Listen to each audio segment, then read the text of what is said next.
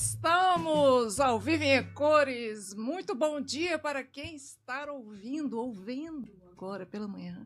E bom dia, boa tarde, boa noite, quando você for assistir ou ouvir depois, né? Olá, gente, eu sou a doutora Carolina, estamos com mais um episódio do Ambienta 4, que emoção! E o tema de hoje é bichos escrotos, ou será que não? Vamos descobrir? Então vamos. Muito bem, você está disposto ou está disposto hoje? Pois ponha-se, meu bem, porque está começando mais um Ambienta, sua nova fonte de informação, discussão e inspiração sobre tudo que envolve o meio ambiente e as atualidades que moldam o nosso planeta. E aí eu vou fazer um convite, porque se você gosta de CSI e você adora aqueles momentos em que encontram corpos e bichos e vai para o laboratório e etc, e séries de investigação, este episódio é para você, gente. Eu fiz especialmente pensando em você, porque minha mãe é uma dessas pessoas. Beijo, mãe, te amo. Então, em nosso quarto episódio, nós vamos conversar se os bichos que nomeamos como escrotos são realmente escrotos ou não. Como naquela música do Titãs, bichos escrotos, saiam dos esgotos, bichos escrotos, venham me pegar. Mentira, vem não. Muito bem, nós exploraremos, muito bem, quem são esses bichos, o que eles fazem, principalmente o que eles comem. E também qual a importância desses animais para o meio ambiente, porque afinal de contas o Ambienta é sobre o meio ambiente. E mesmo para a nossa própria existência. Será que existe vantagem desses bichos, a existência desses bichos, a importância desses bichos no planeta para nós? Então, além disso tudo, a gente vai falar, obviamente, de alguns projetos e o tão esperado Saiba Mais de hoje. Ou você sabia, saiba mais? Não, você sabia de hoje, que eu decidi escolher, não quis botar votação não, vocês não estão votando, então eu escolhi por vocês, entendeu? Foi bem ditatorial, mas na próxima vai rolar votação. Então você acompanha lá no nosso Instagram, @Ambienta Rádio Federal. Vamos juntos? Então bora! Convidado de hoje também é Mara, gente. Ele é uma pessoa de humor único e que também se mostrou multipotencial nesses últimos anos, assim como eu. E também é meu amigo. Carol, você só chama amigo? Só, gente. O podcast é meu e eu não quero saber. Tô brincando. Mas é porque são pessoas que têm excepcionalidades maravilhosas que eu acho que vocês precisam escutar. Eu estou falando do doutor e também perito criminal Marcos Macedo. Marcos possui graduação em Ciências Biológicas, mestrado em Biologia Animal e doutorado em Ecologia pela Universidade de Brasília. Segundo ele, nas suas próprias palavras, ele é especialista em direito ambiental, especialista em investigação criminal, corredor lento, enxadrista ruim, músico desafinado, podcaster e atualmente atua como perito criminal, mas já foi investigador de polícia e professor. E é amigo de muita gente legal como eu, por exemplo. Muito bem-vindo ao Ambienta, doutor Marcos Macedo. Como você está hoje? Eu tô muito bem, obrigado, tô feliz de estar aqui. Eba! Pô, curti muito, escutei já os episódios anteriores, não todos, o primeiro eu ainda não escutei, mas... Ai, estou em falta. Mas tô animado, assim, eu achei super legal a ideia. Tô Massa. curtindo fazer parte disso. Massa, que bom. Eu agradeço muito você estar disposto por vir aqui conversar comigo sobre bichos escrotos, um tema que as pessoas abominam, né, mas que eu adoro. E aí, sim, a gente já não tem muito pra quem falar, né, disso, porque ninguém quer saber disso. Aí quando alguém me chama, você quer falar sobre o seu trabalho? Pô, por favor, né, pelo menos desabafar, eu vou desabafar. Isso, desabafe. Então, eu gosto sempre de começar com uma fofoca, que na verdade não é fofoca, vocês são muito curiosos, fofoqueiros, né? Então, vocês sempre querem saber um pouco da vida da pessoa, como que ela chegou até aqui. Então, por favor, Marcos, conte pra gente o que te motivou a fazer biologia, te motivou a continuar na área acadêmica, fez mestrado em Bioane, fez doutorado em ecologia, foi com a mesma coisa, não foi com a mesma coisa, e mais ainda, como que você chegou até a profissão de perito criminal, que é hoje. Tá. Resuma a sua vida, né? Tem meia hora aí, gente? Explica o universo de 3 exemplos.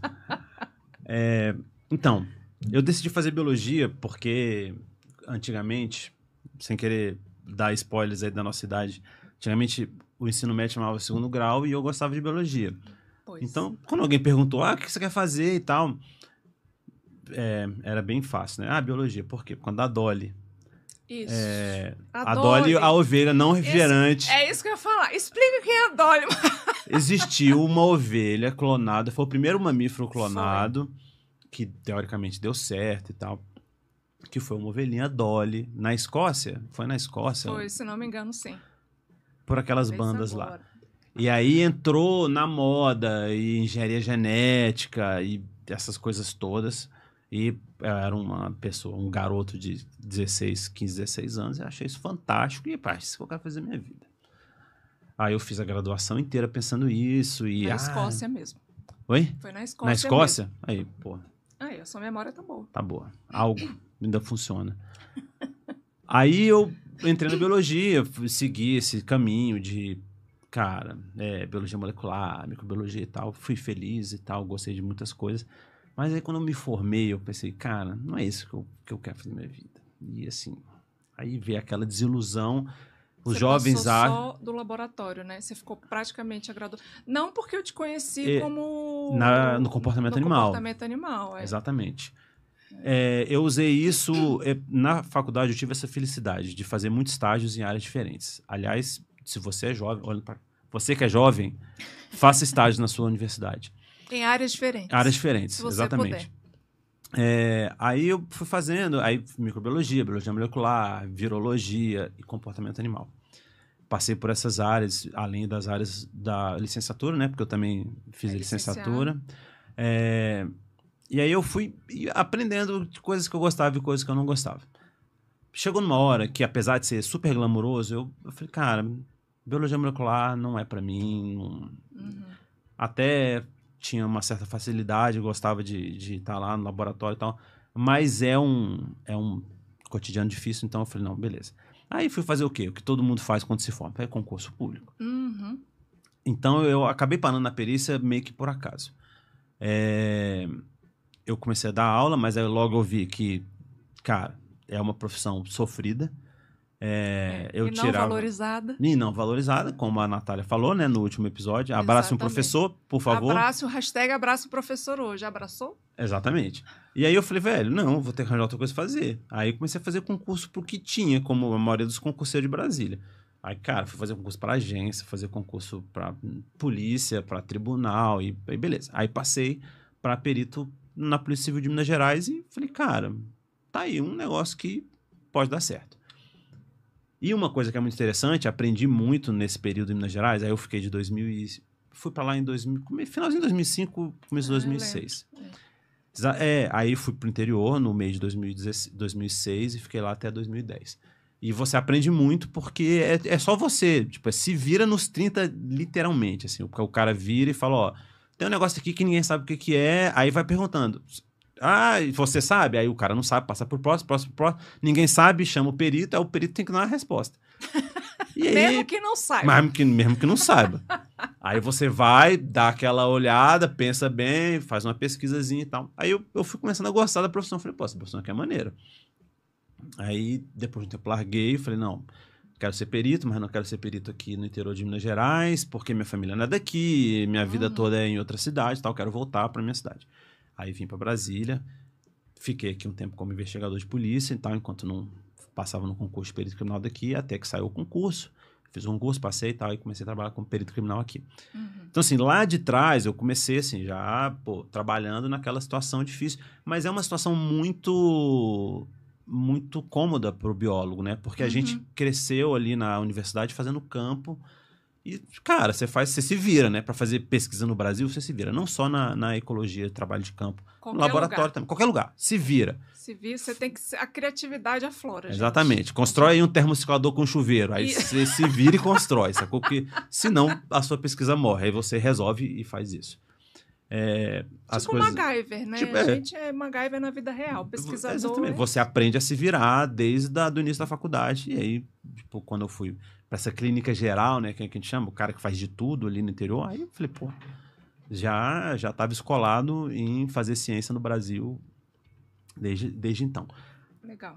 Aí, assim, até lá eu não tinha feito nenhuma pós, né? Aí o que eu conseguia fazer? Aí eu fiz uma especialização em Direito Ambiental, porque eu conseguia fazer à distância, na época que os cursos à distância, Eu fiz na PUC de Minas. Os primórdios. Os primórdios da especialização à distância. À distância via internet. Não, eles mandavam um livro que delícia, pro por meu, correio. por correio. Ai, adoro, gente. Então, realmente é por correio. Porque eu falei que a educação à distância começou por correio, gente. Era carta e correio. Hoje é online, mas vamos lá. Não, antigamente não tinha tinha essa possibilidade do online. Eu entrava no site, lia umas coisas, era tipo um estilo meio blog, aí você marcava fazia uns exercícios, clique na resposta correta. Uma coisa bem rudimentar, não tinha Zoom, que você faz reunião, não tinha isso. Aí eu, fui, fiz lá e tal, trabalhava com crimes ambientais na época, então fiz ali um TCC nessa área de crimes ambientais, valoração ambiental. Valoração do dano, né? Sim, do dano. Porque eu não vou nem entrar na valorizar. Senão eu vou tomar uma aula aqui. E aí fui fazendo. Aí quando tive um tempo, consegui fazer um mestrado. Aí eu falei, e aí? Fazer o quê, né? Mestrado, tô aqui em Unai, morava em Unai. Tô perto de Brasília, então beleza, vou fazer na UNB, porque é o que eu consigo ir e voltar. E o que eu posso fazer aqui, né? Porque eu tenho que fazer o campo. Eu moro aqui no interior, né? Não tô em Brasília. Aí... beleza, fazia lá, a gente trabalhava muito com modelos que eram os porquinhos, aí fazia e tal, não sei o quê. Aí consegui fazer um mestrado, mas não foi nem nessa área de decomposição. O mestrado eu fiz com tráfico de maconha, os insetos associados, né, à droga prensada, porque aí a gente conseguia, né, a maconha era apreendida pela polícia, a gente pedia autorização para fazer o estudo, aí fazia, aí procurava os insetos que vêm prensados junto com a droga. E isso é um exemplo... todo livro de entomologia forense, entomologia é a ciência que estuda os insetos. Isso, tá? isso que eu ia falar. Situando as pessoas. O que é entomologia e o que é entomologia forense. Exatamente. Então, assim, você estudou inseto ou entomologia. Se o inseto tem uma aplicação criminal, aí vira entomologia forense. Exatamente. E aí, a maior parte da aplicação que existe é o caso de estimar quanto tempo a pessoa está morta e tal, porque os insetos estão ali se desenvolvendo. Depois a gente pode entrar nos detalhes disso. E tem sempre uns campos, assim, que todo mundo cita, mas ninguém conhece ninguém que estuda. Aí um deles na Nova Zelândia, uma pessoa faz... Não é a história do Jaca Paládio, é de verdade. Assim, na Nova Zelândia... Jaca Paládio é da TV Colosso, gente. Década de 90. Pesquisa no YouTube, tá bom? Beijo. Quase uma TV Tupi, né? Dos nossos tempos. Exatamente. E aí o pessoal falava, porque tem uma aplicação de entomologia forense que é rastrear carregamento de maconha. Eu falei, será que tem mesmo? Vamos ver se isso funciona. Porque a Nova Zelândia... Atenção, a aula de biogeografia. A Nova Zelândia é uma ilha que o que é mais próximo dela é outra ilha e que está longe do continente asiático. Então é muito fácil você ter ali regiões biogeográficas distintas, você vai ter espécies muito distintas entre outras. Como é que essa parada funciona no Brasil? Como é que funciona? Porque o Brasil tem vários biomas num território só. Exatamente. E que eles acabam que não tem uma divisão específica como teria numa ilha, né? Exatamente. Tem um oceano separado. A gente não tem. É uma coisa meio que contínua. Exatamente. As fronteiras são inexistentes. Exato. E não só o Brasil. Brasil, os países aqui da América Latina e vai subindo ali e tal. A gente pode até depois falar de biologia da invasão, porque é importante também para a entomologia forense. Mas é isso. As espécies vão bagunçando aí e se movimentando para dificultar o nosso estudo. Aí eu falei, então vou fazer isso para ver se no Brasil isso é possível. Aí, beleza, isso aí foi meu mestrado. Vimos, é possível e tal, mas eu não apostarei minhas fichas nisso, porque temos mecanismos, ferramentas de química analítica hoje em dia que são muito mais poderosas e mais baratas do que você botar um cara para ficar lá trabalhando muitas horas naquele caso. E deixa eu só dar um adendo. Se você não está familiarizado com esse tipo de trabalho, é o seguinte.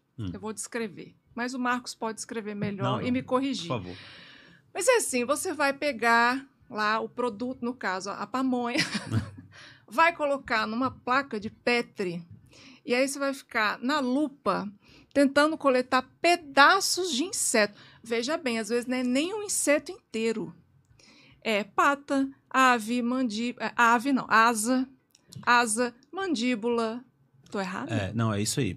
Não, gente, aí depois... horas na lupa, olhando esse trem e tentando achar e identificando pedaços de pata, né? Sim. Asa, mandíbula, cabeça, exatamente. olho. Pedaço de formiga, pedaço de qualquer coisa. Aí, e o que acontece? Assim, eu achei um professor louco o suficiente para me orientar nesse mestrado, para topar isso, que foi o professor Pujol. E falou, não, vamos lá, vamos fazer. Aí conversamos e tal, começamos a fazer e tal. Aí eu achei um hemíptero, quer dizer, alguns hemípteros, que é tipo Maria Fedida Maria e tal. Fedida, Barbeiro, são os hemípteros. Exatamente. Achei formiga, achei exúvia de borboleta, que é aquela... Exúvia é a casquinha. Exatamente, a casquinha... A parte o esqueleto, que a gente vai até falar isso no Você Sabia? Que é o exoesqueleto, o esqueleto externo do inseto. O inseto não tem esqueleto interno, ele tem esqueleto interno. Então, toda vez que ele cresce, aí ele vai trocar esse exoesqueleto que não cabe mais aquele inseto ali. Então, toda vez que ele cresce, ele troca esse esqueleto externo, que é de uma proteína chamada quitina, que é um exoesqueleto quitinoso, e que quando o insetinho sai de lá, fica aquela casquinha. É a casquinha das cigarras nas árvores que vocês veem aí, quando está no início da chuva. Muito bem explicado. Muito obrigado. Obrigada de nada. E aí, o que acontece? Pô, você tá com uma formiga, com um percevejo, com uma borboleta e tal, só que não existe ninguém que seja especialista em entomologia. Exato. O cara é especialista em Maria Fedida. O cara é especialista em besouro rola-bosta. Aí vai o Marcos com os fragmentos debaixo do braço percorrer as universidades do Brasil para que o especialista dê uma olhada e identifique aquilo. Naquele pedaço específico. Porque eu consigo falar, isso é uma formiga. Mas e aí? Qual lugar do mundo tem formiga? O mundo inteiro. Qual lugar do mundo tem borboleta? Também. Eu tenho que saber a espécie. Aí eu fui no Rio Grande do Sul, fui no Rio de Janeiro, conversei com o pessoal e tal, não sei o quê. E aí eles foram identificando lá, me ajudando a identificar tudo. Sou muito grato por isso. E aí consegui fazer a minha dissertação. Aí depois voltei para trabalhar na polícia e falei, não, beleza. Depois de uns 5 anos do mestrado, eu falei, agora tá na hora de fazer doutorado, vamos fazer doutorado. Aí comecei a fazer o doutorado, o meu doutorado eu concluí a orientação com a professora Rosana, que é uma pessoa super querida. É mesmo. Beijo, Rosana. Beijos, porque assim, Rosana salvou minha vida em muitos aspectos, inclusive no de entender como é isso, orientar uma pessoa que trabalha e estuda para concurso e ainda faz doutorado. Então, o tempo é limitado. Mas fui muito feliz com ela, porque eu queria trazer ferramentas da ecologia para a entomologia forense. A entomologia forense, por muito tempo, ela foi uma área com raízes muito profundas em zoologia e taxonomia, que é identificar qual é o bicho, identificar qual é a espécie, dizer qual é a característica daquela espécie. E como a gente fez ecologia, que ecologia e evolução, a gente começa a entender, começa não, né? Já existe na entomologia forense há um bom tempo um movimento de como a ecologia e a evolução, né, como a história ecoevolutiva daquela espécie pode contribuir para a entomologia forense. Porque, dando um spoiler bem rápido, a espécie ela não é uma coisa estanque de falar todo bicho daquela espécie tem exatamente as mesmas características. Os animais... exatamente. Como dizia um colega nosso, o que existe é um indivíduo. Além do indivíduo, tudo é abstração. Então, as populações, as espécies, sei lá, qual grupo que você queira, são grupamentos de indivíduos com características variáveis, mas que eles são ali na mesma espécie, porque nós determinamos que aquilo ali é a mesma espécie. E como que essa variabilidade afeta, né, o poder preditivo da ferramenta? Porque ciência forense é muito baseada no que você pode dizer e o que você não pode dizer, levando em consideração a variabilidade que existe no mundo normal. Então, assim, encontrei tal coisa. Nunca você vai encontrar que tal coisa é 100% certeza de que é derivado de não sei o que, aquela outra coisa. Pode ser outras coisas. Você vai escolhendo ali quais são as hipóteses mais prováveis. E aí eu falei, não, bom, tá na hora de começar a estudar a variabilidade das populações que têm interesse forense aqui no Distrito Federal. Para tentar diminuir a incerteza nessa questão de predição. Para tentar diminuir a incerteza e não só isso, para tentar trazer um parâmetro mensurável daquilo que você está dizendo. Entendi. Tá. Bom, foi assim que eu cheguei até aqui. E aí que você chegou até o doutorado. E ainda sendo perito. E no doutorado você... Conta como é que era o campo do doutorado. Então... Porque daí a gente vai começar a chegar no tema. No doutorado, aí eu comecei a trabalhar com entomologia forense em si, né? Quer dizer, com entomologia forense Como é um experimento, Marcos? dedicada, Conta pra exatamente, gente. que é a estimativa do intervalo pós-morte. Quer dizer, eu estava estudando as populações de interesse. Então, no primeiro momento, eu não estava estudando as espécies, né, as características de interesse, estava estudando as populações de interesse. Aí o que eu fazia? São espécies necrófagas. As espécies necrófagas O que é necrófaga? são as espécies que comem, os indivíduos necrófagos são os indivíduos que comem matéria orgânica em decomposição.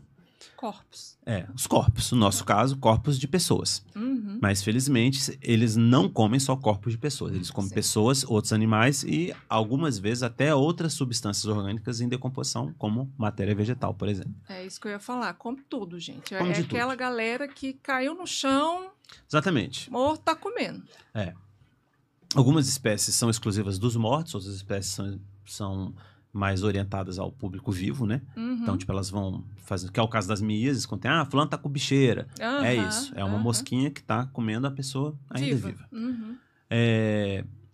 Mas isso é mais raro, né? Sim. Porque as pessoas vivas têm mais capacidade de Se afastar limpar. a mosca do que o morto. Morto, tadinho. Não tem muito o que fazer. E aí, eu comecei a tentar entender... Eu trabalhei só com mosca varejeira, tá? Que são os califorídeos, que são aquelas mosquinhas azuis metálicas, verde metálicas, que são bem bonitinhas quando você olha de perto. Que ficam pairando assim. Mas então, isso é uma curiosidade. Aquela prateadinha que fica voando, assim, ela é polinizadora. Ela se alimenta do néctar. Aquela do dedinho, que falam que é do dedinho, que você bota assim. É Dedinho essa ela mosquinha? pousa? Não sei. Não, nunca testei. Mas aquela que você vê, tá andando na rua, vê uma mosquinha verde, metálica, Sim. paradinha. Isso é um cerfídeo. lindinha. Não, ela é bonitinha mesmo. Mas todo mundo confunde e 90% dos estágios em entomologia forense, o pessoal bota um cerfídeo ali pra... Porque todo mundo vê. Todo mundo erra. Não, porque todo mundo erra. Todo mundo fala, é uma mosca metálica, é um califorídeo. Não é. Existem vários bichos que são metálicos. O califorídeo é o que vem à mente, né? De todo mundo. A mosca varejeira, aquela mosca azul e tal, coisa horrível. Mas tem bichos que são fofinhos. Os califorídeos são fofinhos também. Sim. Aí eu comecei a trabalhar com essas moscas, primeiro porque mosca é muito mais fácil trabalhar com bicho. Lembra quando a gente trabalhava com comportamento animal? Tem que pegar a ave, botar a anilha, aí a ave fica te bicando e tem que tirar a ave da rede. É muito trabalho. Véio. É por isso que eu fiz mestrado com libelo. Aí, cara, inseto é a mesma coisa, se reproduz rápido, tem grande quantidade, as populações são gigantescas. Exatamente. Pô, é o sonho de qualquer... designer de experimentos ter, tipo, aquela robustez numérica que os insetos conseguem nos prover. Aí eu falei, beleza, vamos estudar. E o que acontece também? Acontece que as características... Você pode me interromper, tá? Que eu tô só... Por favor, pode continuar. As características das espécies, elas são resultado de um processo evolutivo muito longo que as adaptou para aquele ambiente onde elas vivem, para aquele momento. Você tem que pensar isso. Você é o resultado de anos de evolução para estar exatamente aqui. Se você não estivesse aqui, estivesse em outro lugar, provavelmente você teria características diferentes. E as espécies se comportam assim. Aí, então, lentamente as espécies vão evoluindo, muito lentamente, aquela coisa toda, até formar essa diversidade enorme que nós temos hoje. Aí, o que acontece? O ser humano pega uma espécie que mora lá na África e bota aqui no Planalto Central. Pega uma espécie que mora lá na Ásia e bota aqui. Por quê? Porque a gente faz navios, navios vão navegando nos oceanos. Entra água, tira água. Tira água, as pessoas vêm de países de longe, vêm e trazem os seus animais. Ou trazem sementes nos sapatos. Exatamente. Ninguém tem a intenção de soltar uma mosca da Ásia aqui no Brasil, mas acaba que isso acontece. E aí, por volta da década de 70, houve uma invasão grande de califorídeos exóticos, que são os que não evoluíram aqui. Espécies fora do Brasil. Espécies fora do Brasil, exatamente. Na nossa região. Aí, o que acontece? Vira uma guerra, porque tem uma espécie nova chegando, ela vai tentar se estabelecer, as espécies nativas olham e falam assim, opa, peraí, aqui não... O que você tá querendo? Porque aqui já tem gente. E aí começa uma briga. Só que essa briga faz parte do processo evolutivo também. Então, as espécies começam a mudar as suas características, não que elas mudem conscientemente, mas acabam a ter seleção diferenciada de caracteres. E aí eu pensei, poxa, será que esse processo de invasão biológica não está alterando as características das espécies que nós temos já catalogadas, que nos servem como ferramentas Forense? forenses, exatamente. Então, se eu sei que estou calculando um intervalo pós-morte, que é o tempo mínimo decorrido entre a morte e o encontro de um cadáver, baseado na característica que uma espécie tem, na velocidade de desenvolvimento dela, será que a velocidade de desenvolvimento é a mesma, estando ela na presença de uma espécie invasora ou não? E não só da perspectiva das espécies nativas, porque as espécies, quando chegam, não estão mais no lugar de onde elas vieram. Elas estão num local diferente. Então, elas precisam... Opa, peraí. Aqui não é mais a minha casa. Eu vou precisar mudar a estratégia, porque existe alguém já especializado aqui nesse ambiente. Então, como é que eu vou fazer? Aí, será que eu vou me desenvolver mais rápido, mais devagar? Ou será que o desenvolvimento, a velocidade tanto faz? Eu vou, sei lá, vou me preocupar com alguma outra coisa e tal. Isso tudo inconsciente, tá, gente? A gente só tá dando vida e voz às mosquinhas e aos bichos, mas isso ocorre de maneira inconsciente por causa de pressões ambientais, que são chamadas pressões evolutivas também, que ocorrem em diferentes espécies. Nós também ocorre, mas a gente nunca vai perceber, porque isso são 1.000 milhões de anos. Exatamente. Então, assim, um exemplo. Tem uma espécie que vem aqui, que chegou recentemente, que ela tem um comportamento muito voraz. Então, ela, além dela comer o cadáver, morta, né, a carne em putrefação, ela come outras larvas de outras espécies e ela come, inclusive, as próprias larvas da espécie dela, uma espécie canibalística. A bicha é muito voraz. Só que uma maneira de você escapar disso para as outras espécies é você ter larvas maiores, que ela não consegue te comer se você a larvinha pequenininha, enquanto a grandona, ela, não consigo. Então, será que uma espécie nativa não pode estar tendo um desenvolvimento mais rápido no início para que, quando chega essa outra, que é muito voraz... Já bota a larva grande. Então, pode ser que isso aconteça. Isso daí é só uma especulação, porque eu não estudei isso no meu mestrado, no meu doutorado. Aliás, fica aí uma dica, se alguém está precisando de projeto, tem muito projeto nessa área que você pode fazer. Gente. Você gosta de porcos? Você gosta de exatamente. mosquinhas? Você gosta de CSI? Então faça. Entomologia forense, evolutiva.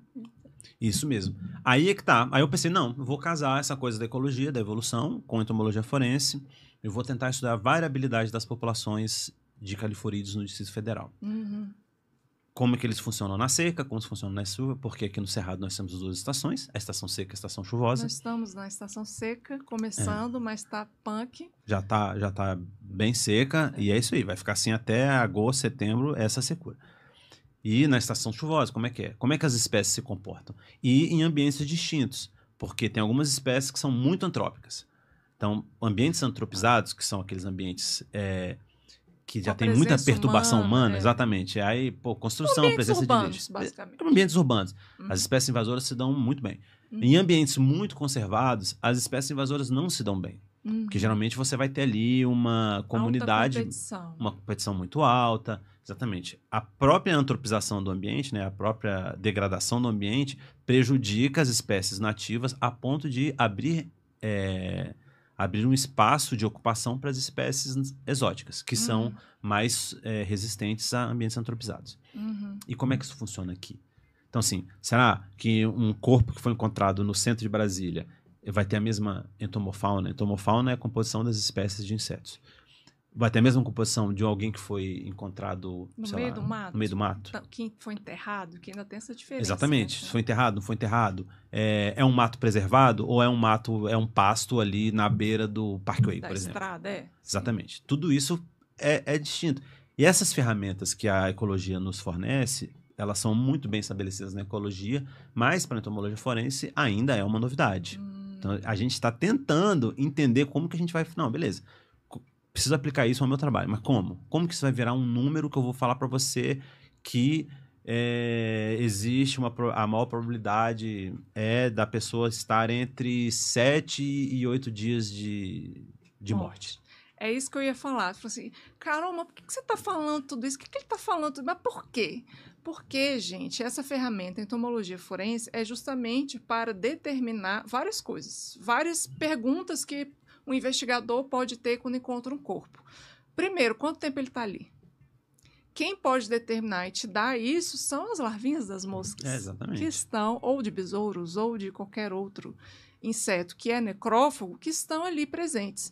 Se o corpo foi enterrado ou não, é possível determinar também com as larvinhas. Se o corpo foi mexido ou não, porque os insetos podem mexer os corpos também. Tem insetos que viram corpos. É muito doido, mas sim, é possível. Não é, Marcos? Tem, porque assim, a gente tem mosca, entomologia forense é basicamente dois grandes grupos, as moscas e os besouros, que são os responsáveis por grande parte do consumo, né, da matéria orgânica, principalmente as moscas, porque elas chegam primeiro e elas tendem a se desenvolver consumindo a carcaça, né? Eu chamo de carcaça porque a gente pode trabalhar com bichos, tá? No meu caso, eu trabalhei com porquinhos no meu doutorado, porcos que eram gentilmente cedidos por uma granja de criação de porcos. E para trabalhar com porco, cachorro, a gente trabalha com galinha, então isso é uma carcaça ou cadáveres humanos. Tá? Só que a gente não encontra, aqui é muito difícil você ter autorização para trabalhar com cadáveres humanos, principalmente se eu vou virar para alguém e falar assim, poxa, eu queria o cadáver para deixar ele decompor para ver o que acontece com as moscas. A família, essa família não vai deixar, gostar. Aí eu nem peço. Então eu vou trabalhar direto com os porquinhos, que são animais já bem similares aos seres humanos. Aí a gente... Peraí, deixa eu voltando aqui. Onde é que eu tava? Eu acho que eu me perdi.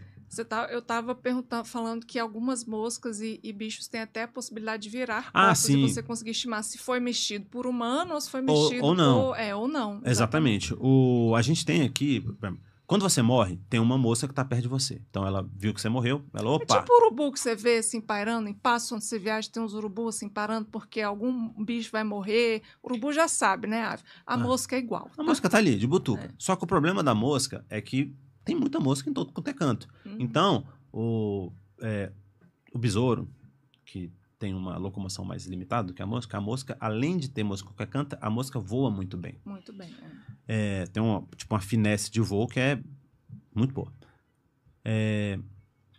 Então, ela geralmente chega primeiro, bota ali uma grande quantidade de ovos e as larvas vão consumindo a carne do cadáver ou da carcaça. E o que acaba com carne em cadáver e carcaça, quem decompõe isso é mosca e besouro. Se não tivesse mosca e besouro, você ia andar na rua e ia ver corpos. Ainda bem que não é assim que funciona. Bem que não é assim. Seria desagradável. Hashtag fica a dica, ame um besouro e uma mosca. E uma mosca, exatamente. Porque ela faz um excelente trabalho. O papel é importantíssimo, né? Exatamente. Ciclagem de ambientes. É isso que eu quero que chegar, sim. Mas já a gente vai. Já a gente chega lá. Aí tem uma espécie de besouro que tem um comportamento muito curioso, porque ele cava túneis debaixo do cadáver. Nesses túneis, ele deposita ali seus ovos, que vão depois eclodir as larvas ficam lá dentro. Aí ele vem, faz recortes do cadáver, então ele vem com a mandíbula, sai cortando um naco de carne e leva para alimentar as crias lá embaixo. Porque você tem que pensar o seguinte, o cadáver é um ambiente inóspito no sentido de que você tem uma série de espécies ali convivendo, disputando o mesmo recurso. Sim. Então você chega, primeiro, que tem um monte de larva que estão disputando aquele negócio. Aí vai ficar uma brigando com a outra. Vai tentar uma comer mais do que a outra. Aí fica naquela coisa, competição, tá. E além disso, é um banquete para os animais que são predadores das larvas. Exatamente. Então, chega um corpo, aí, sei lá, um passarinho X qualquer, ele nem gosta de larva. Não, ele nem gosta de corpo. Sim. Mas ele gosta de larva. Sim. Então ele fala, eu vou ficar aqui porque daqui a pouco vai chegar a larva. Isso. Aí chega a larva, vem o bicho, come tudo. Então, os animais também, as espécies vão desenvolvendo estratégias evolutivas de evitar a competição, predação e tal, porque isso diminui a pressão evolutiva em cima do indivíduo, né? Então, ele vai botando ali aqueles nacos de carne embaixo e cavando túneis embaixo dos corpos. E só que nessa de cavar túnel, não é um besouro cavando túnel. Não. É uma grande quantidade de besouros cavando o túnel e jogando aquela terra ali para debaixo do porco até que chega uma hora que ele vira o porco. Isso é muito doido. Aí você chega lá, você acha que o cara morreu na posição, mas ele não morreu na posição. Quem botou ele na posição foi o besouro. E o besouro tem essa capacidade mesmo. E também tem outros bichos. Não só os besouros. Um fato curioso. Mais fato curioso para você. Saber. Adoro. Quando a gente foi fazer o doutorado, eu fiz o meu campo aqui no reserva do IBGE. Sim. Na Record, né? Uhum. Record, reserva do Roncador, não é a rede ali, Record. Sabe ali, indo o pessoal de Brasília, quando você vai ali para São Sebastião, Papuda. Então, São Sebastião, Papuda, etc. Você virar para a direita, você vai para a reserva do IBGE Record. Isso, exatamente. E a gente tinha problema de bicho, cachorro, felino que pegava, né? Porque esses bichos também são necrófagos. Também comem carne em decomposição. Não é só urubu, tá vendo? Tanto você tá aprendendo hoje. Cachorro fofinho que lambe a sua cara. Isso. Lambe a cara do cadáver também. E aí, assim, eu tinha um problema, porque eu falava, eu botava o porquinho, e aí a minha irmã, um amigo nosso, o Arthur, um abraço pro Arthur, e o Stifa, DJ Ninja e mestre em ecologia. E doutor em ecologia. Doutor e professor, gente. E professor universitário. Não é coisa pouca, não. Não é, não. Beijo pra vocês. E assustava a gente, porque a gente botava o porco, e quando voltava, o porco tava sem cabeça, sem pata. Ou tinha sumido. Parecia, tipo, bruxa de Blair. Falava, cara... Quantos dias depois? Não, um dia depois. Você botava o porquinho, aí amanhã a gente volta pra dar uma olhada de novo, coletar larva, mosca, não sei o que, papapá, aquela coisa toda. Cara, aí... Cadê o porco? Não, e assim, a gente botava dentro de uma gaiolinha de hamster, com a gaiolinha toda arregaçada. Eu falava, cara, é um bicho grande, não é um bicho... Não é uma galinha que tá aqui... É um bicho que tem força pra entortar uma gaiola. Aí chegou uma hora que eu tive que ir num serralheiro, mandar ele confeccionar uma gaiola power de vergalhão, e eu fincava isso no chão, porque também o que acontecia? Eles levantam e vão por baixo. Já tive colegas que pegaram em câmera trap, né, videozinhos, filhotinho de jaguatirica, que conseguia botar o braço por dentro da gaiola e aí, tipo, ele vai partindo o bicho em pedacinhos e pegando. Ou seja, você que acha que a carne em decomposição é nojenta, saiba que tem um monte de bicho que quer. Que se aproveita disso. Exatamente. E eles estão ali em volta. A gente não vê porque a gente é tosco, a gente anda no meio do mato, batendo papo, gritando, isso aqui, isso afasta os bichos. Mas eles estão ali em volta, assim. Tipo, você dá bobeira, eles te pegam. Exatamente. Enfim. É isso, viu, gente? Que lindo esse experimento. Você pega porquinhos e coloca no meio do mato ou no meio de uma área degradada de pasto e vê o que acontece. Assim que é o estudo. E assim que descobriram todo esse potencial de larvinhas, que insetos também giram corpos, que às vezes se encontra um corpo, né? Polícia, né? Que encontra o corpo e fala assim, ué, mas ele não morreu aí. Aí por isso que precisa de um perito. Viu, galera, que eu gosto de CSI? Não falei que ia ser interessante para você? Vamos falar, então, do meio ambiente. Sim. Qual que é a importância desses bichos, dos insetos, principalmente das moscas e besouros, nesse processo para o meio ambiente? Tá. Cara, assim, do ponto de vista filosófico da coisa, eles são muito importantes, porque é isso. Tipo, a ciclagem dos ambientes é uma coisa muito importante. Eles trabalham nisso. Isso. Lembra que a gente estudou? O ciclo biogeoquímico do carbono, do nitrogênio, aí que eles entram. Da água, etc. Exatamente. Então. Eles entram aí, assim, porque eles mantêm essa matéria ciclando no ambiente. É o seguinte, o planeta Terra é uma bolinha girando no espaço. Essa bolinha foi formada ali uns 4 bilhões e meio de anos atrás. E tudo que tinha, porque tudo que tem hoje é o que tinha lá atrás, assim. Exatamente. Todos os elementos, isso aí. carbono, nitrogênio, nhoque, gente. Nitrogênio, hidrogênio, oxigênio, carbono. Basicamente, são os 4 principais. Exatamente. Está aqui desde a formação do nosso ambiente. A gente tem uma entrada constante e que, pelo menos no nosso espectro de vida, não vai parar de energia. A energia está sempre entrando no nosso planeta, porque você tem um sol brilhando e jogando calor aqui dentro. Energia e em forma de um monte de coisa. Que eu não sou físico, eu não sei. Mas a energia está entrando. Só que os elementos, não. Assim, obviamente, de vez em quando vem um meteorito que cai aqui, não sei o quê, mas isso não sustenta a vida no nosso planeta. O que sustenta a vida do nosso planeta é que tem uns seres que captam a luz solar, esses seres vão ser comidos por outros seres, e por outros seres, e por outros seres, aquela coisa. A energia está sempre entrando, então esse ciclo ele continua se movimentando. Só que, beleza, a pessoa vai acumulando carbono, a pessoa não, o bicho vai acumulando carbono, nitrogênio, não sei o quê. E aí? Depois que ele morre? Vai para onde? Ah, para onde isso? Esse negócio. Vai para a boca da mosquinha. Aí a mosquinha leva isso, insere no ciclo novamente. Aí a mosquinha pode ser comida para alguma outra coisa, ou a mosquinha pode morrer. E vai na teia e cadeia alimentar dentro do ecossistema. É uma coisa muito complexa para a gente explicar aqui agora. Isso.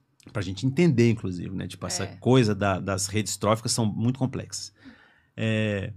Mas é isso, assim. Então, a gente teve que arranjar uma maneira, a gente que eu falo os seres vivos, tá?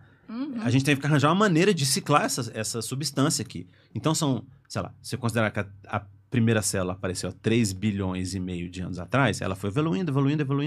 Tá? Aí chegou num ponto que eu falei, beleza, e aí? Acabou, né? Não tem mais o que comer. Então vou precisar me alimentar dos que morreram aqui em volta. Do que tá no chão. Do que Caiu tem por aqui. Peixe. Caiu é peixe, exatamente. Aí surgiu a necrofilia. Necrofagia, né? Necrofilia é outra coisa. coisa. Outra coisa que eu não vou falar agora. Por favor. E eu não estudei no meu doutorado. Nem tava pensando nisso. Porque tem, tufalho, então quer dizer que você... Não, gente, não, foi só tufalho. Necrofagia. Começa com F, depois o necro, aí dá uma confusão. Exatamente, é tudo a mesma coisa. Em contextos semânticos opostos, mas semanticamente sei lá, portuguesamente, né? Isso. A gente confunde às vezes.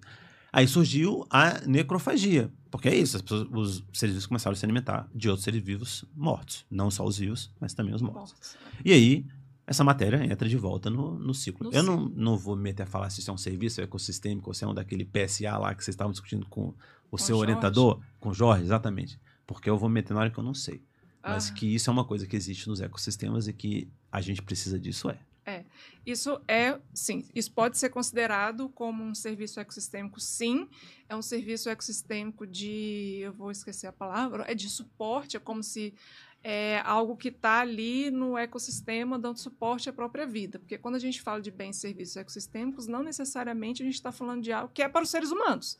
Não, a gente está falando de que existe ali com a nossa existência ou não. Né? Aí serviço ambiental é outra coisa, aí envolve o humano. Mas quando a gente está falando de serviços ecossistêmicos, não, está acontecendo no ecossistema e está mandando ver. E essa parte do ciclo de decomposição e etc., né, de entrar no ciclo de novo, de voltar com IOC, nitrogênio, oxigênio e carbono para o ciclo, é um serviço ecossistêmico de suporte, né? Porque sem isso a vida não existiria, gente. Exatamente. Porque daí, sem o ciclo, sem voltar e retroalimentar de novo, ia todo mundo morrer, pronto, acabou.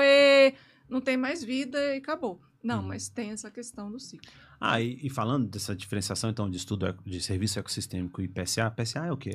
PSA é pagamento de serviço ambiental.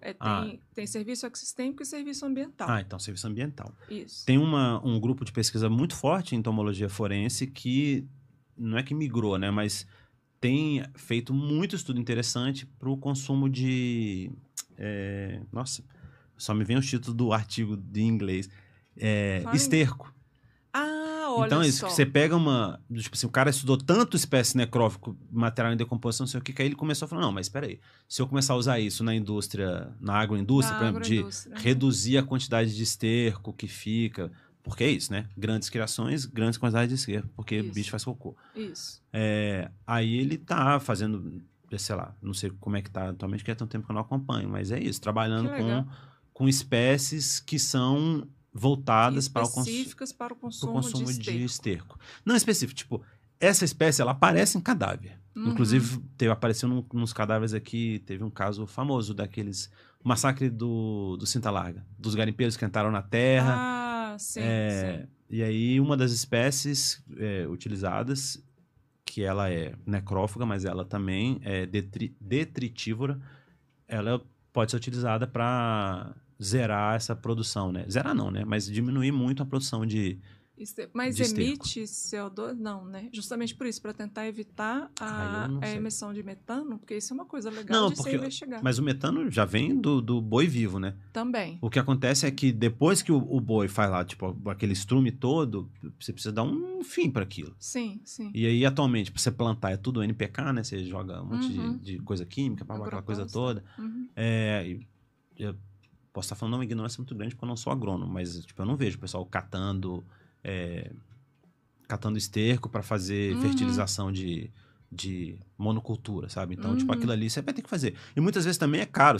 Vamos lá na fazenda do fulano que cria gado para pegar esterco, para depois ir lá na fazenda do fulano que planta soja. Exatamente, para transportar caminhão de cocô. Tipo, é difícil, assim, tipo, é caro e muitas vezes é mais barato você comprar uma coisa já pronta. Sim. Então, ele trabalha com isso. Achei Legal, interessante. Isso é legal, gente. Isso é interessante. A gente acaba quando a gente está falando de necrofagia, a gente acaba em assuntos escatológicos, né? Acontece. É isso, gente. A gente precisa, né? É o ciclo da vida. Só uma pausa para lembrar que se você ainda não é inscrito no canal, se inscreva para receber as notificações. Se tiver novos episódios, para você receber a notificação das nossas lives, para você participar ao vivo e em cores conosco. E se você ainda não segue a gente lá no Instagram, @AmbientaRádioFederal, tudo junto, sem acento. Segue também a Rádio Federal no Instagram, @RádioFederal. Ou se você quiser dar um oi para mim, oi Carol, tudo bem? @CarolTBernardo, tudo no Instagram. E já, de novo, clica no sininho para receber notificação, se inscreva no canal que você vai receber no e-mail que você inscreveu, notificação quando tiver vídeo novo no Rádio Federal e também quando tiver vídeo novo no Ambienta, por favor.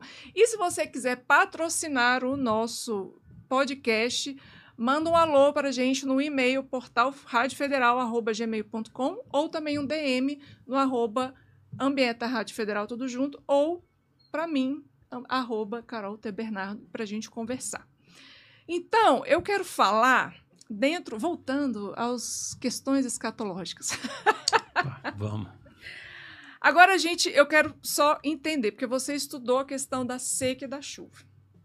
Porque, assim, gente, tem diferenças de populações quando a gente trata de seca e chuva, e quando a gente estuda o cerrado, a gente vai estudar a relação seca e chuva, porque são as duas principais estações que a gente tem aqui no cerrado. A gente está na seca e daqui a pouco a gente vai entrar na chuva. Então, é praticamente 6 meses de seca, 6 meses de chuva, com algumas aí desvio padrões aí de 1 mês, 2 meses, e isso está alterando um pouco agora por causa das alterações climáticas, e é isso que eu quero chegar com o Marcos. Beleza, se a gente sabe que tem diferentes populações na seca e na chuva, como é que você acha, ou se você já leu alguma coisa a respeito, de como que esses eventos extremos, ou seja, muito seco, porque beleza, o bicho está lá na seca, mas, a gente já está sentindo uma seca agora que a gente só sentiria em agosto, tipo 20% de umidade. Sim. A gente está sentindo agora, junho, 20% de umidade, gente.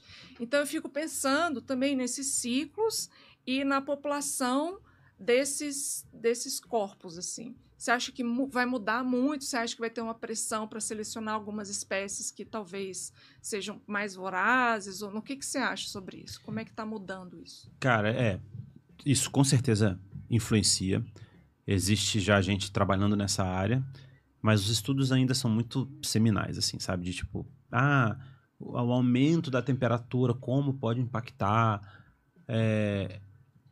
E assim, quando a coisa é muito genérica, é fácil de você dizer alguma coisa, porque beleza, tipo, é genérico, alguma coisa vai se enquadrar naquela regra.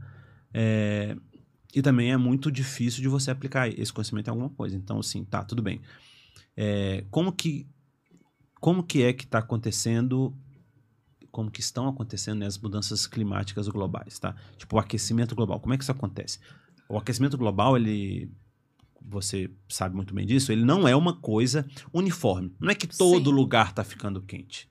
A gente está experimentando eventos extremos em maior quantidade. Calores muito altos, onde já é quente, frios muito baixos aonde já era muito frio, secas muito severas, onde já tinha seca, chuvas muito severas, onde já chovia muito. Então, você tem esse alargamento, né, da ocorrência dos extremos. Aí você vai ter a subida do nível dos mares, quantidade maior de gás carbônico na atmosfera, que pode, pra gente, não fazer diferença nenhuma, a gente, seres humanos. Mas, por exemplo, uma espécie que está ali numa faixa muito certeira de existência, tá? Que teve um filtro evolutivo ali muito forte naquele sentido. De características ambientais muito específicas. Exatamente. Ou seja, está ali naquilo, que se variar um pouquinho, ela já tem uma pressão. O bicho já se estrepa. E assim, não é nem que toda a população vai se estrepar, assim, às vezes sim, às vezes não, assim. Sim. Então, às vezes o bicho ali, ele é, sei lá, um peixe que mora num lugar bem longe, mora não, né? Que ele vive lá num lugar bem longe, no meio do oceano, numa fossa oceânica. Ele passou 1 milhão de anos se desenvolvendo num lugar onde Extremamente frio. Extremamente Não tem frio. luz. Exatamente. Não tem luz, é extremamente frio e tem níveis, sei lá, de lítio na água que variam entre 0,003 e 0,003,5. Uhum. Aí você altera isso para 0,0007, na sua cabeça não significa nada, mas pro bicho é uma loucura. Exatamente. A temperatura passou de menos 7 graus Celsius para menos 6,5. Às vezes você tá botando uma preocupação nova na cabeça do cara que ele não tinha na cabeça do peixe, tá? Então, o peixe, ele viveu milhões de anos numa determinada temperatura. Aí você muda a temperatura e fala, mas é uma mudança pequena. Pequena para você. Para você. E nós temos que lembrar, puxando lá da 6ª série. Os insetos são animais pecilotérmicos, então eles não controlam a própria temperatura. A temperatura deles a temperatura. Exatamente, varia conforme o ambiente. O ambiente varia. Exatamente. A gente consegue controlar a nossa temperatura por questões hormonais, etc. Por isso que a gente sabe quando a gente está com febre. Então, assim, poxa, 37, acima de 37 é um aviso. Pô, minha temperatura tá alta. Tá acontecendo alguma coisa aqui que não deveria. Mas os insetos, não. Os insetos, a temperatura do lado de fora tá 37 graus, a temperatura dele vai ser 37 graus. Exatamente. Entendeu? E eles têm alguns mecanismos de alterar a temperatura, assim. Tipo, eles conseguem. Eles são... Cara, os insetos são criaturas engenhosas, assim. São mesmo. Então, tipo, tá muito frio, e tipo, eles se juntam, ficam quietinhos e formam ali uma massa de larvas que criam calor metabólico. E eles conseguem aumentar a temperatura até uns 15 graus acima da temperatura ambiente. Legal. Da mesma maneira, se tá muito quente, eles vão procurando espaços onde a temperatura não seja tão elevada, sejam as cavidades, eles se enterram, exatamente. E assim vai. Eles não são tão desprovidos assim de capacidade de termorregulação. Mas as taxas metabólicas deles são todas influenciadas pela temperatura ambiente. Óbvio. Porque o bicho, por mais que ele consiga evitar o calor, primeiro ele tem que experimentar o calor para depois evitá-lo. Exatamente. E isso, se você trabalha com uma espécie e a sua característica de bioindicação é porque é um ser vivo que está fazendo uma indicação. Tá? Então, de que ele se desenvolve a 27 graus, então ele demora 5 dias para se desenvolver, de ovo até adulto.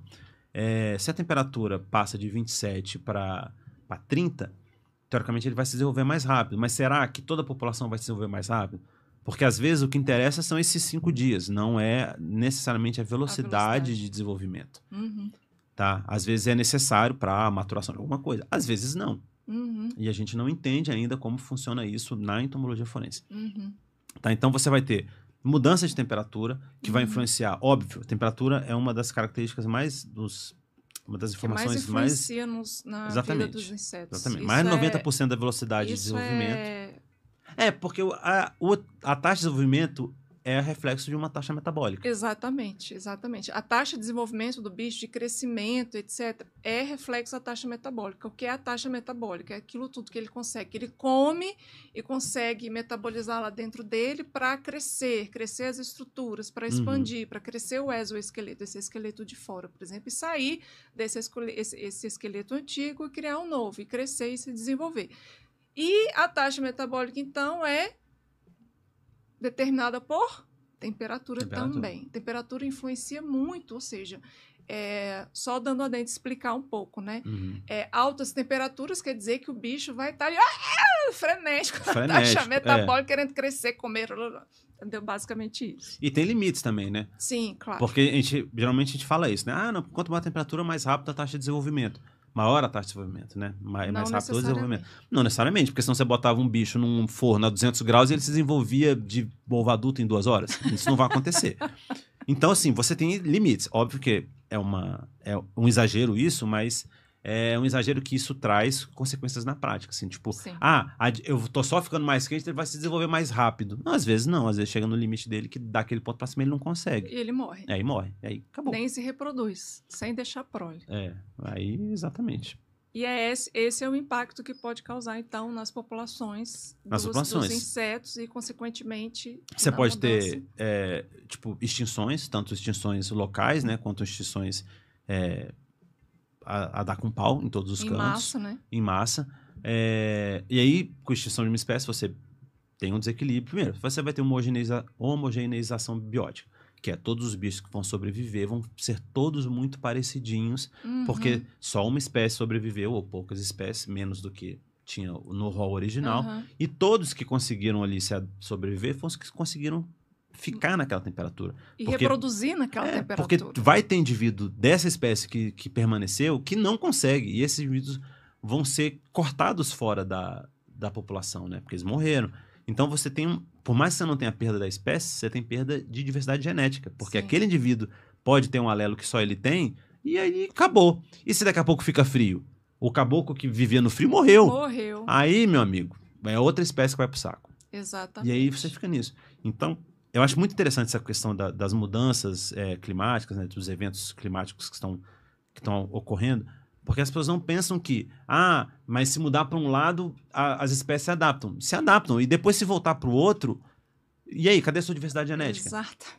E às vezes, não é só uma diversidade genética de temperatura, assim, tipo, é uma diversidade genética de incidência solar, diversidade genética de sei lá, capacidade de produção de alguma coisa. E aí você está perdendo capacidade genética variabilidade genética, que é, em última instância, da onde a gente tira tudo que a gente tem no mundo. Exato. Tudo que a gente tem, eu gosto de brincar. Esse produto é natural? Só tem 2 tipos de produto, natural e sobrenatural. Sobrenatural ele não é. Porque se tá aqui no mundo hoje, de alguma forma isso foi extraído da natureza. Se for extraído de um bicho vivo e você perde diversidade genética, você tá perdendo Aquele prospecção. insumo. Aquele insumo. Prospecção que você nem sabe que você vai precisar um dia. Onde é que tá o antibiótico que vai matar essa superbactéria? Não sei. Morreu junto com o fungo que não aguenta viver acima de Ou 25 morreu, graus. Exatamente. A bactéria outra bactéria, ou com fungo, ou planta, que era para extrair alguma coisa, morreu, gente. Morreu. Por quê? Porque não conseguiu. Porque não conseguiu viver muito quente, e aí agora se lasca aí quem precisar do antibiótico. Mas essa questão de adaptação é engraçado, porque na biologia, gente, eu não vou entrar nisso agora, porque o nosso tempo está acabando.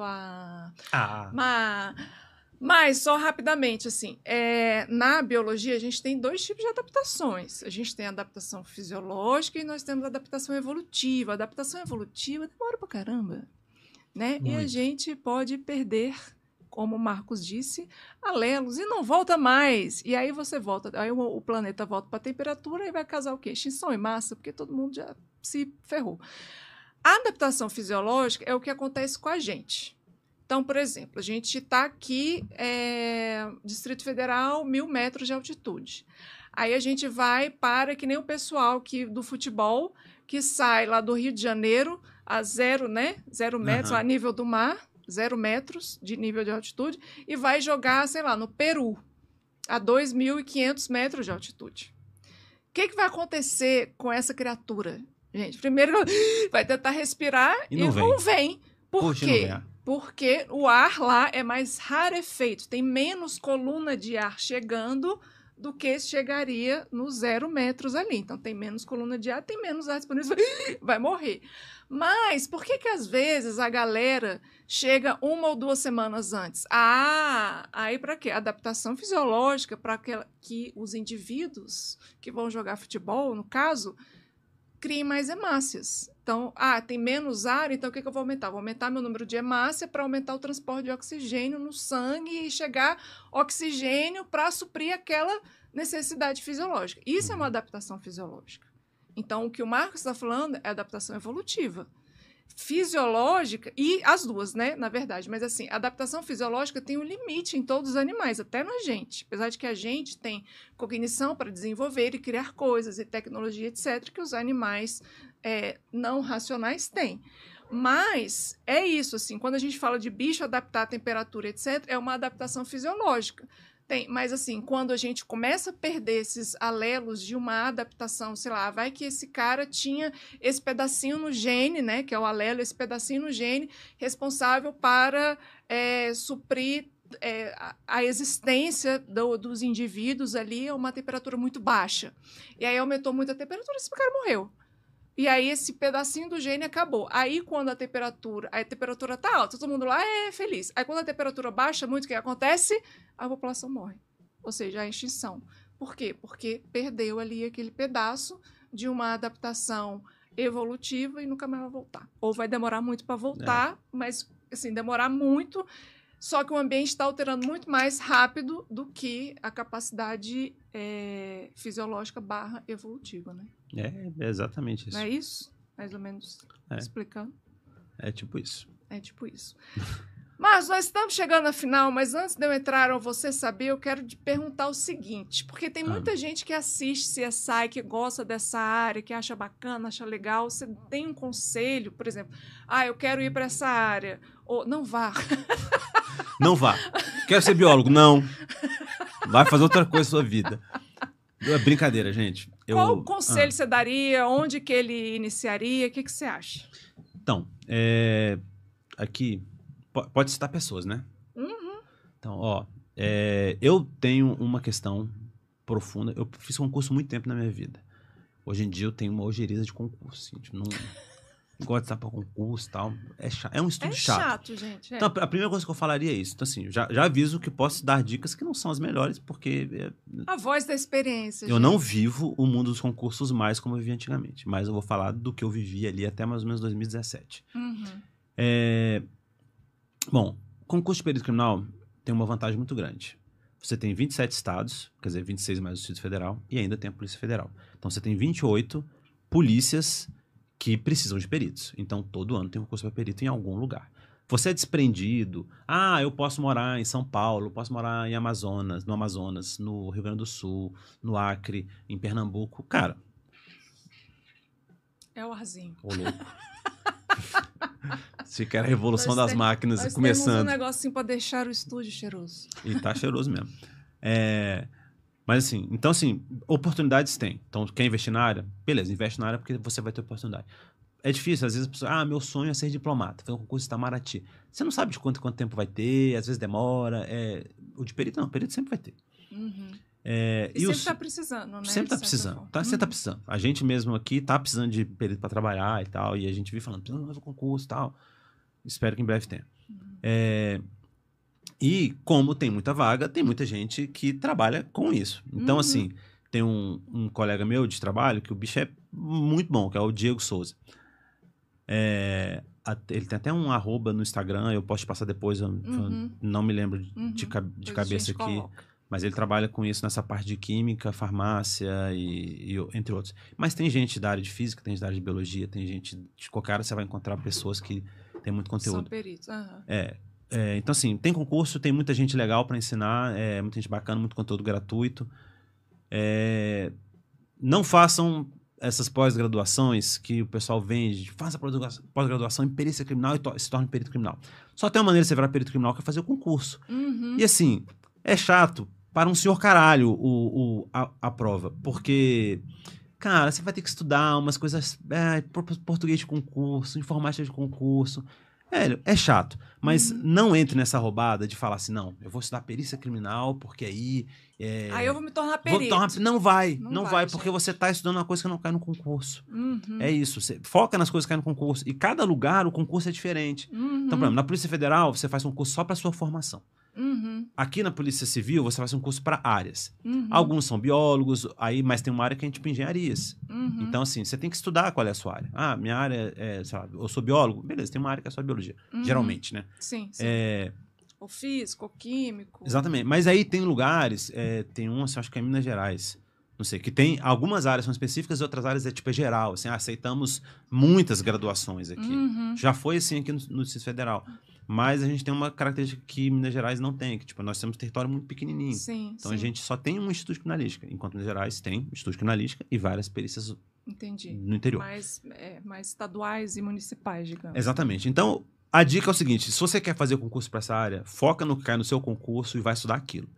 Aí primeiro você passa no concurso e aí depois você vai descobrir o que é a profissão de perito criminal e se você gosta realmente disso. Sim. Tá? Eu vejo muita gente pulando etapas, né? Tipo, gosto não muito... existe pular etapa. Ninguém Para pula etapa com de isso. nada nessa vida. Para Exatamente. com isso. Não existe. Senão daqui a pouco você sabe tudo de perícia criminal, mas não é perito. Exatamente. Aí você não vê na prática, o que adianta? Não adianta nada, velho. Beijo, exatamente. Tchau, né? Exatamente. Então, assim, vá atrás do que você quer e estude para o que você quer. Não fique inventando moda, não, porque isso daí só atrapalha a gente. E se você quiser... Siga o perfil, eu vou botar depois na descrição do episódio, vocês botam pra gente, eu vou botar o perfil do Diego, porque o cara é muito bom mesmo nessa área. Legal. E também eu gravei um episódio do nosso podcast, Vestígios. Isso que eu ia falar, você já está antecipando, que eu ia perguntar se você tem algum arroba para dar gente, porque o Marcos é podcaster também. Sim, nós temos um podcast sobre perícia criminal. Um dos episódios, ouçam, que é muito bom. Um dos episódios é sobre concurso, como ingressar na carreira de perícia criminal. 2 horas de conversa só sobre isso. Legal. Muito mais informação do que eu consigo passar aqui em 5 minutos. Tá. Qual que é o arroba do... O nome do podcast é Vestígios. Vestígios. E se você procurar no Instagram, eu acho que é @vestígiospod, P-O-D. Tá. @vestígiospod no Instagram e no Spotify, Vestígios. Vestígios. Spotify, Deezer, Apple Music, tá em tudo quanto é canto. Pode procurar a gente, Vestígios, que você vai encontrar. Hashtag fica a dica. Aí, fica viu? a dica. E, para finalizar, gente, eu só queria, antes do Você Sabia, porque a gente já tá no horário do Levanta a Cara Feliz. Pergunta: você acha que os bichos são realmente escrotos? Aí é muito viesado, gente, essa pergunta. Não, óbvio que eles não são. Eles são fofos, porque todo mundo sabe que o bicho é fofo. Porque quando você pega um filhotinho de labrador, você acha fofinho. Um filhotinho de gato, que bonitinho filhotinho de gato. Por que o filhotinho da mosca, que é a larva, você acha nojento? Exatamente. Tem nojo nenhum. Tem nojo nenhum. É um filhotinho como qualquer outro. Ele tá fazendo um maravilhoso serviço para você. Exatamente. Que você não quer fazer. Que você não quer fazer. Né? É que nem recolher o lixo. Né? Tem gente que nem recolhe lixo da própria casa. É o que ele está fazendo. Tá ali aquela matéria orgânica lá em putrefação, queria deixar um cheiro horroroso. Ele vai e limpa. Você ia querer fazer a limpeza? Não. Então a larvinha vai lá e vai fazer a limpeza por você. Eu acho fofinho também. Então, assim, é totalmente enviesado. Esse programa está enviesado hoje. Então, a gente não acha que os bichos escrotos são escrotos, porque eles fazem um excelente serviço para a humanidade. Né?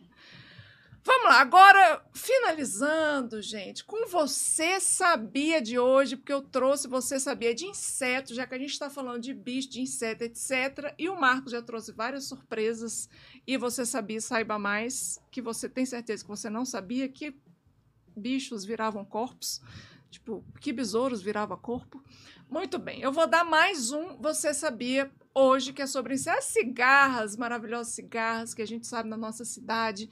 Chega setembro, elas começam a cantar e todo mundo, vai vir chuva! Tá vindo chuva, não sei o que. A cigarra começa a cantar e a crença popular tá vindo chuva. Você sabe por quê? Eu vou falar agora. Aí antes eu vou falar uma coisa que você não sabia. As cigarras. De onde vêm as cigarras? Carol, eu não vejo cigarras ou outras épocas do ano. De onde as cigarras vêm? É do nada? Não, gente, elas estão vindo do solo. Elas vêm debaixo da terra. Não é maravilhoso? Então, tem cigarras, tem espécies de cigarras que ficam 15 anos, elas debutam embaixo do solo, embaixo da terra. Carol, o que elas estão fazendo lá, pelo amor de Deus? Elas estão, gente, crescendo e crescendo e crescendo. A gente não falou aqui que as larvas crescem e daqui a pouco tira o exoesqueleto e cresce mais um pouquinho para até virar o adulto e virar a mosquinha feliz e sair, tá lá só os ossos e sair a mosquinha feliz. As cigarras é a mesma coisa, só que as cigarras botam os ovos lá embaixo. E aí as larvinhas vão descendo, e elas vão começando a comer o que? A seiva. Então elas se enfiam lá perto das raízes das árvores e elas vão se alimentando de seiva. Aí cresce, aí o exoesqueleto não deixa mais crescer, aí troca o exoesqueleto e começa a comer. Aí elas passam lá 15 anos, debutam, aí daqui a pouco, opa, tá na hora de sair, tô sentindo chuva, já começou a chover ali, tem um negocinho ali. Então quando o solo se torna um pouco mais úmido, elas começam a sair de novo. Então, elas começam a sair para fazer a última troca de esqueleto. Fazem a última troca de esqueleto externo e criam asas. Os bichos com asas são os bichos adultos, na fase adulta e reprodutiva. Não é legal, gente? É muito legal. Então, eles debutam e realmente criam asas e viram seres adultos para começar o quê? Reproduzir. Por isso que quando eles começam a sair, já deu provavelmente algumas chuvas, uma aqui, uma ali, então você começa a escutar. Por isso que falam que se você está escutando cigarra, vai começar a chover. E vai começar a chover mesmo, porque meio que o solo, quando começa a ficar úmido, é um indicativo para as que estão prontas saírem, criarem asas e voar. E o que elas estão cantando? Elas estão cantando assim, quero transar! Por quê? Porque os machos, normalmente, que emitem o som com o abdômen, vai crescendo e diminuindo. Então, eles têm lá essas características com as placas, etc. E junto com as asas, vão fazendo aquele barulho para chamar a atração das fêmeas para se reproduzir. Então, assim, aquela casquinha que você vê na árvore é o último esqueleto de desenvolvimento da cigarra. Então, aquele é o último esqueleto, ela troca aquele esqueleto e cria asas e começa a gritar, quero transar, para atrair as fêmeas para a reprodução. Não é lindo? E aquele, xixi de cigarro. É porque, gente, as fêmeas continuam se alimentando de seiva para poder ter ovos, poder ter energia para botar os ovos e se reproduzir. Então, chega uma hora que o bucho está cheio. E aí, ela come seiva e vai saindo seiva. Ela come seiva e vai saindo seiva. Até que você vê meio docinho, não é xixi, não. É porque ela come seiva e vai saindo seiva. Então, trouxe várias curiosidades para você. Então, eu sempre, quando tem alguém que não conhece biologia, eu sempre pergunto assim, você sabe o que as cigarras estão cantando? Você sabia, Dovan? Que elas estão cantando, eu quero transar, eu quero reproduzir, vem logo, minha vida está acabando. É isso. E aí, depois que elas se reproduzem e tal, bonitinho, elas, capotam. Morrem porque ela já deixou aí sua vida, sua sobrevida para as próximas gerações. Não é legal? Que isso. Não é? Muito bom. Não é muito bom? É excelente, gente. É uma maravilha. Muito bem. O que vocês acharam desse episódio? Coloca nos comentários se você gostou, se não gostou. Se você tem dúvidas para nós, para o Marcos, que a gente vai responder depois, porque o nosso tempo está acabando. Então, momento de divulgação. O Marcos já falou. Você tem mais alguma divulgação para fazer, além do podcast Vestígios? Não. Eu acho que eu já... Esgotou. Já falei tudo que eu precisava falar. Muito bem. Então, eu gostaria de pedir, lembrando sempre de se inscrever no canal, clicar aí no sininho, seguir a gente tanto no Instagram quanto no YouTube, segue o Marcos também, segue o Vestígio Pod, ouça no Spotify e todos os outros locais de áudio o podcast Vestígios. Segue a gente, @Ambiente da Rádio Federal, tudo junto, @Rádio Federal, o meu pessoal, @Carol Ter Bernardo. Se quiser patrocinar esse podcast, é muito bem-vindo. É só mandar um e-mail para o portal radiofederal@gmail.com ou mandar um DM para a gente. Eu quero agradecer demais a presença do Marcos aqui hoje. Muito obrigado, Marcos, por ter se disponibilizado a falar desses bichos tão carinhosos com a gente. Eu que agradeço, acho super interessante estar aqui conversar contigo e também falar desse tipo de coisa, assim, do trabalho, né, em geral. Obrigado. Você quer deixar um beijo para alguém? Ele esqueceu de falar na descrição dele que ele é o pai da Celeste. Da fofinha. Isso. Um beijo para Celeste, né? Um beijo para Roberta. Isso. E estamos aí. Um beijo para o meu pai, minha mãe e para você. Isso. Um beijo para o meu pai, minha mãe e para você. Muito obrigado à Rádio Federal. Muito obrigado, Dovan, por estar aí atrás das máquinas, operando lindamente. Muito obrigado por aceitar esta maravilhosa louca que está falando com vocês. Para trazer mais sobre o meio ambiente, já temos a convidada especial do próximo Ambienta. Nós vamos falar sobre fogo, então vai ser um podcast quente, não perca. Um beijo a todos e até o próximo sábado.